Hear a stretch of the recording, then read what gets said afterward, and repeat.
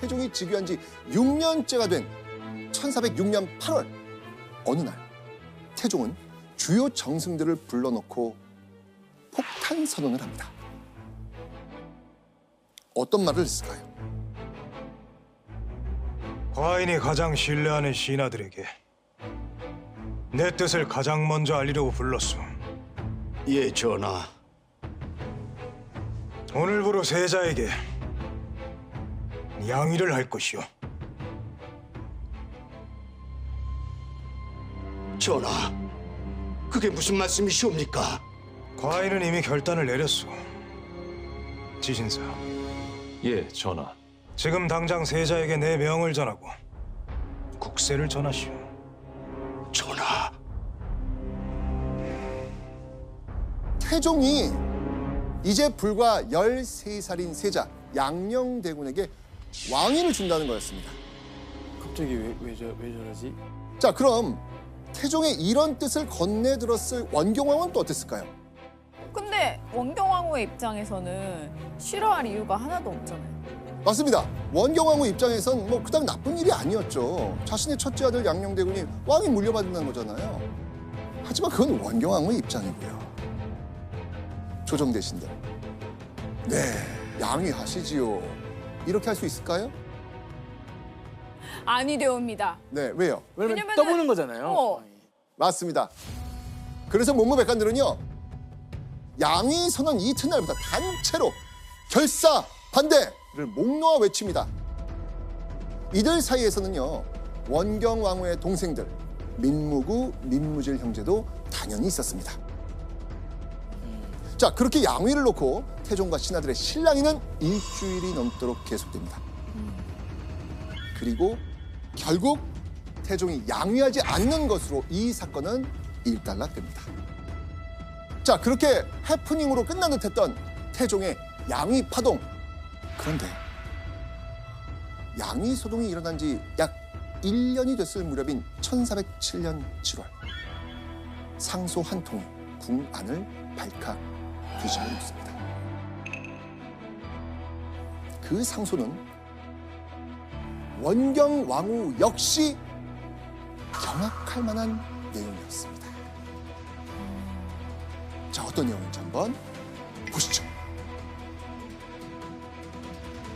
지난해 전하께서 장차 내선을 행하려 할 때 민무구 등은 스스로 다행하게 여겨 기뻐하는 빛을 얼굴에 나타냈으며, 즉 민무구 등이 태종이 양위 의사를 밝혔을 때 왕이 바뀌는 걸 좋아했다는 겁니다. 태종의 입장에서는 그 행위는 용납할 수 없는 불충 중에 불충이었겠죠. 맞아. 그런데 상소에는요, 민씨 형제의 문제 행동이 또 적혀 있었습니다.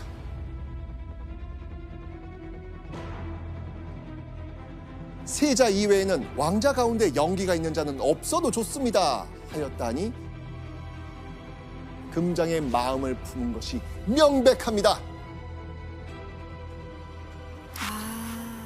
그러니까 민무구, 민무질 형제가 세자 외의 왕자를 죽이고 그 세자를 앞세워 정권을 장악할 마음을 품었다, 영모를 꾀한 게 명백하다라는 겁니다. 근데 여러분들, 이 상소 하나만으로 태종이 처남들을 의심했을까요? 좀 뭔가 쌓인 게 있었나요? 태종은요, 사실 몇 년 동안 이 민씨 형제를 예의주시하고 있었습니다.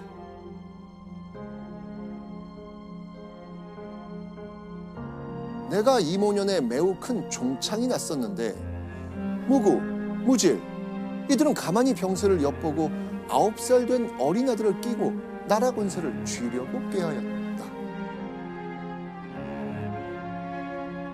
그러니까 해석해보면 태종이 즉위한 지 2년째 되던 1402년의 민씨 형제 등이 당시 9살 된 세자 양녕대군을 왕으로 세우고 권력을 쥐려고 도모했다라는 거예요, 지금요.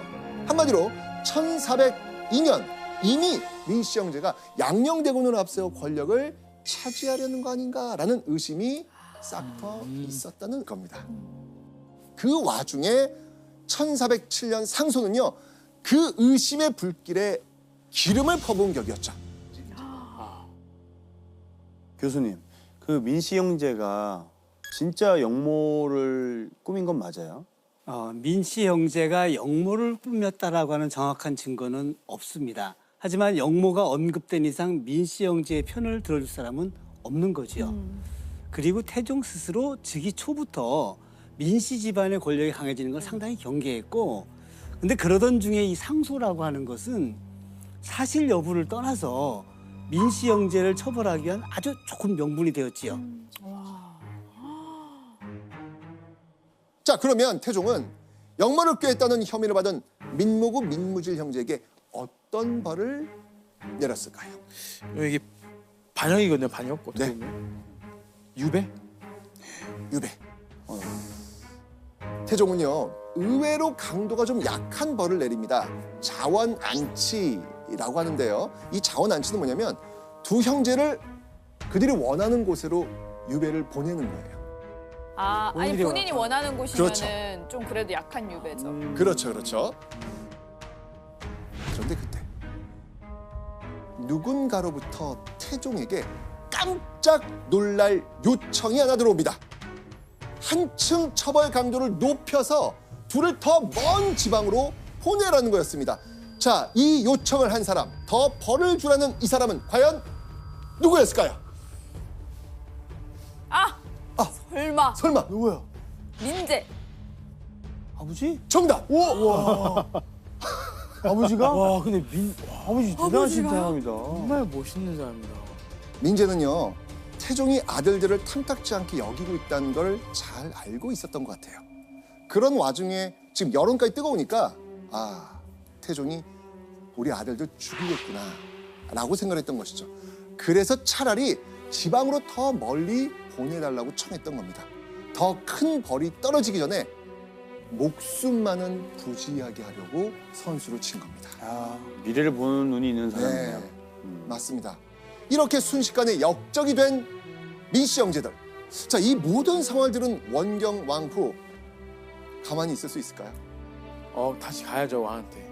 자, 남편 태종을 찾아가 한마디를 던집니다. 여기서 문제. 이때 원경 왕후가 태종을 찾아가서 한 말은 무엇이었을까요? 정답. 정답. 이런 배은 망덕하니.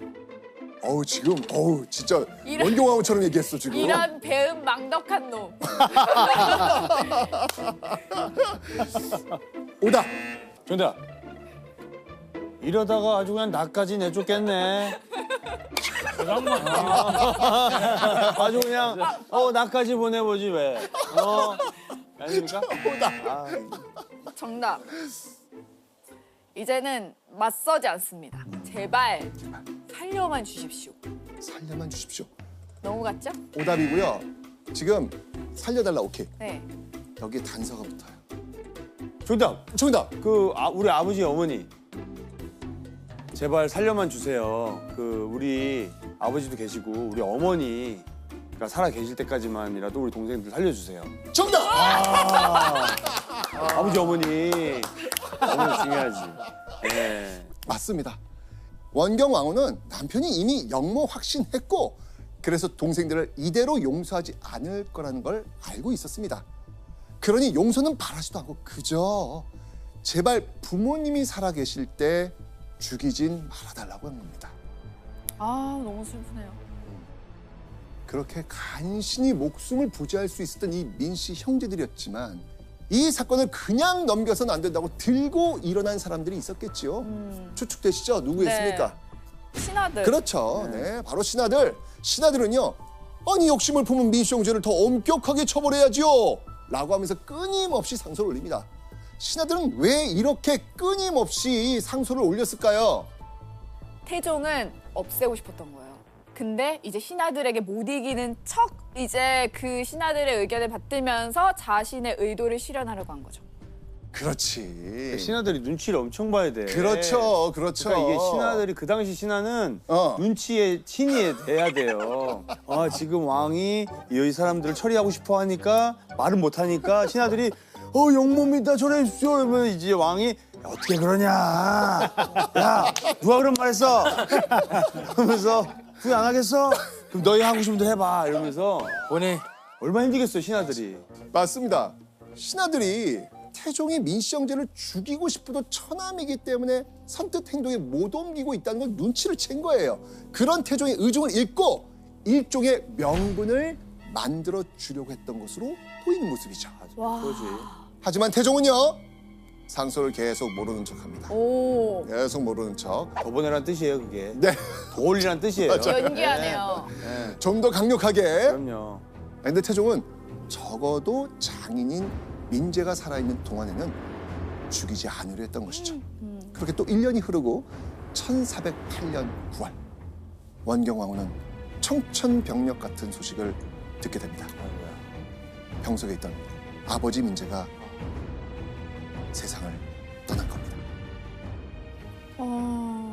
남편 태종은요, 유배 갔던 민씨 형제들을 불러들여서 아버지의 장례를 치르도록 해줍니다. 그 다음은 뭐 했을까요? 그 다음에 그리고 단 보름 후 태종은 충격적인 교제를 내립니다. 거기서 민무구 민무질의 죄를 10가지로 정리해서 열거하죠. 교지를 통해 민씨 형제가 역모를 꾸미고 있었다고 단언을 한 겁니다. 이후 1409년 민씨 형제는 유배지 중에서도 가장 험지였던 제주도로 보내집니다. 원경왕후는 제발 거기서라도 멈추길 바랐을 겁니다. 그러나 다음 해인 1410년 유배지의 죄인들에게 과인의 명을 전하시오. 두 죄인에게 자결을 명하오. 결국 민씨 형제에게 자진을 명합니다. 무섭다 진짜. 교수님, 태종이 꼭 처남들을 죽이기까지 했어야 될까요? 그랬던 이유는 세자에 대한 걱정입니다. 양녕대군은 어릴 적 외가에서 커서 민씨 형제들하고 유대 관계가 좋았거든요.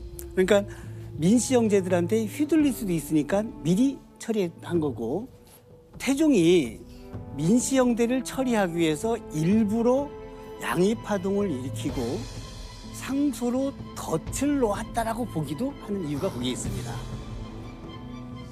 자, 그렇게 원경왕후는 한순간에 남동생 둘을 잃고 말았습니다.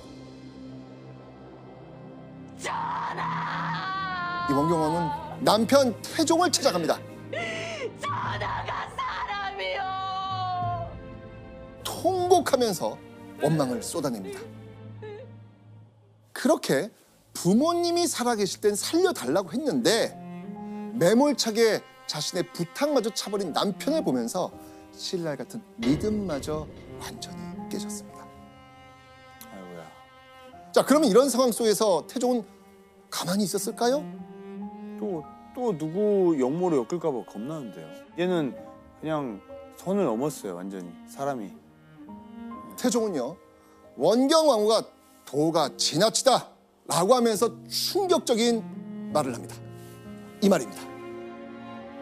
청비가 민무구의 원망을 끼고 여러 번 불손한 말을 하였으니 장차 패출하고자 하였다. 그러나 다만 예전 뜻을 생각하여 스스로 세워지기를 기다리겠다. 원경왕후가 남동생들의 일로 슬픔을 주체하지 못하고 남편을 향해 날선만들을 한 거겠죠. 태종은 그런 원경왕후의 태도가 선을 넘었다고 판단한 겁니다. 왕비인 원경왕후가 남편은 뒷전이고 친정 편만 든다면서 노발대발하는 거예요. 하지만 내가 예정을 생각해서 간신히 참고 있으니 원경왕후는 스스로 반성하고 앞으로는 달라지기를 기다린다. 제발 나서지 말고 남편 뜻에 고분고분 따르라 라고 경고를 날린 거예요. 이제는 정말 남이 되어버렸네요.